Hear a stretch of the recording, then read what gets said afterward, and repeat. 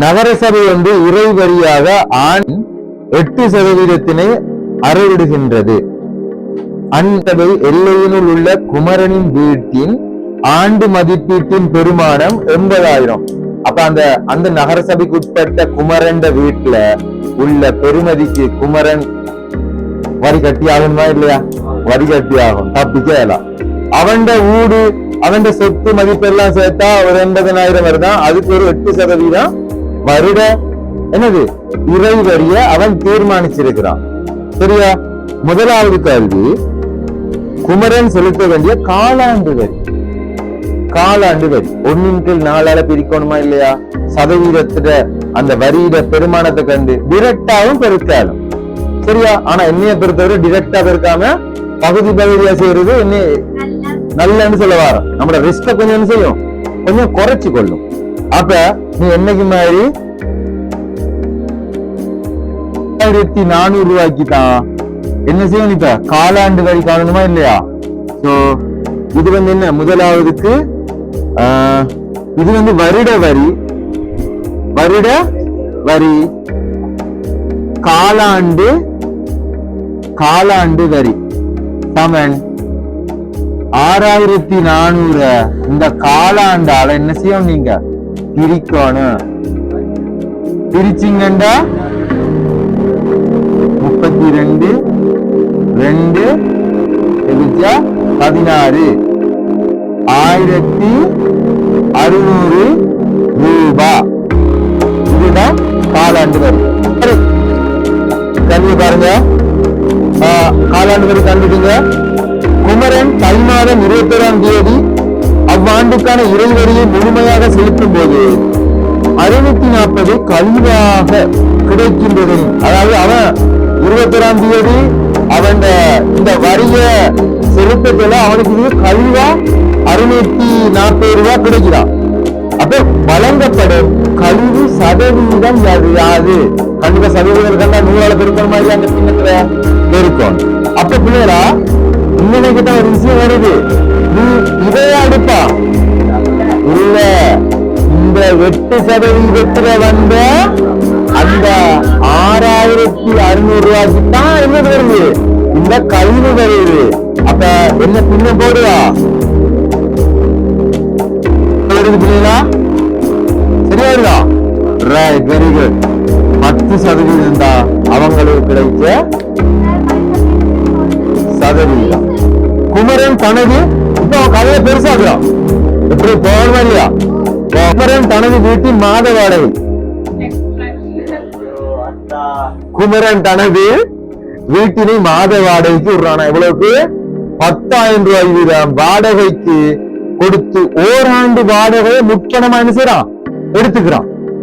அவன் குமரன் யாரோ ஒருத்தருக்கு ஒரு வருஷத்துக்கு 10,000 ரூபாய்க்கு வாடகைக்கு விட போறானா? ஆனா அந்த காசு அவன் முதல் மாசத்துல என்ன செஞ்சான், முத்தனமாவே வாங்கிட்டான். ஆகவே அப்ப வருட வாடகை எத்தனை பார்க்கணுமா இல்லையா? ரைட். அப்ப ஒரு வருட வாடகை 10,000 தர 12 எவ்வளவு தம்பி?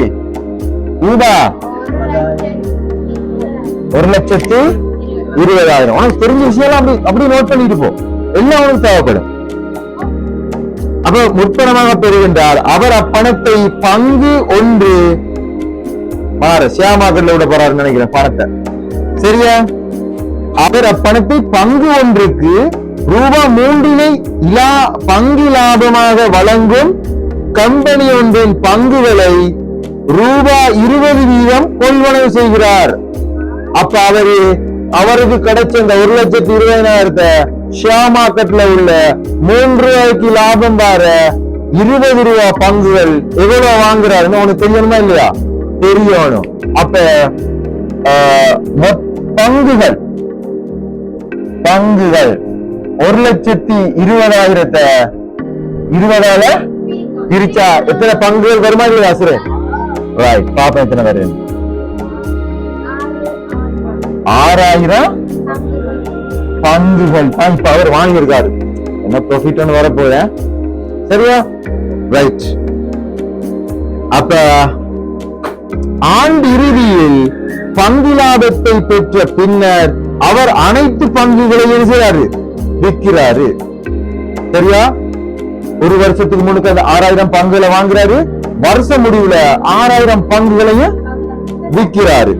வித்ததுக்கு பிறகு பங்கு லாபம் வருமானத்தின் மூலம் பங்குகளின் விற்பனை மூலமும் அவருக்கு கிடைத்த மொத்த பணம் 1 லட்சமா. அப்ப அவருக்கு கிடைத்த மொத்த பணம் எவ்வளவு? கிடைத்த மொத்த பணம் 1,00,000 ரூபாய், 1,50,000. அப்ப இவருக்கு 3 ரூபாய் படி இந்த 6000க்கும் கிடைச்ச லாபத்தை பார்ப்போமா? ரைட். அப்ப அவருக்கு கிடைச்ச லாபம், அதாவது பங்கு லாபம் 6000 தர எவ்வளவு? 3 ரூபாய். எவ்வளவு பிள்ளை? 6 3 18,000 அவருக்கு கிடைச்ச வெறும் லாபம் மட்டும்தான். ஆனா அப்ப அவருக்கு கிடைச்ச தொகை எத்தனையா இருக்கும்? அந்த விற்பனையின் போது கிடைச்சது எவ்வளவு இருக்கும்? அந்த பங்குகள்ல கிடைச்ச விற்பனையில கிடைச்ச காசு எவ்வளவு இருக்கும்? இந்த லாபத்தை இதுல இருந்து கழிக்கணுமா இல்லையா? அப்பதானே அவர் 6000 பங்குகளை வித்த போது கிடைச்ச காசு வரும். ரைட், பாப்போம். விற்பனையின் போது பெற்ற பணம் இல்லாட்டி மொத்த பணம். சரியா பிள்ளைகளா? ரைட். 1,50,000 இருந்து இந்த 18,000 நான் என்ன செய்ய போறேன்? கழிக்க போறோம். கழிச்சா ராசா அப்படியே நேரா கழிதா? ரைட். வந்துச்சா இல்லையா? இப்படி போடாம அழகா என்ன செய்யுங்க, ரூபான்னு போட்டு விஷயத்தை முடிங்க.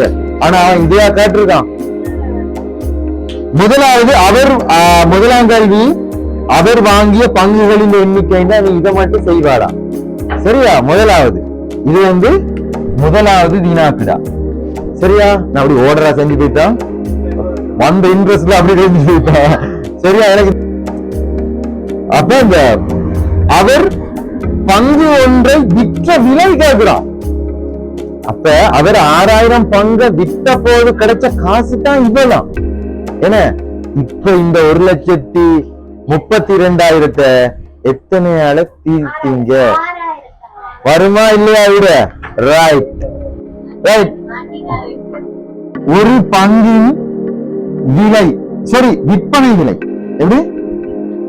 விற்பனை விலை இந்த 1,32,000 இந்த 6000 பங்குகளால பிரிங்க. 3 சைவர் காலி, 2 அளவுக்குனா 3, 2 அளவுக்குனா 6 6. சரியா? சரிதானே பிரிச்சது? 3 பிரிச்சா 2 2 பாரு. விற்க சொல்ல அவர பங்கு ஒரு பங்கு 22 ரூபா, வாங்க சொல்ல 20 ரூபா.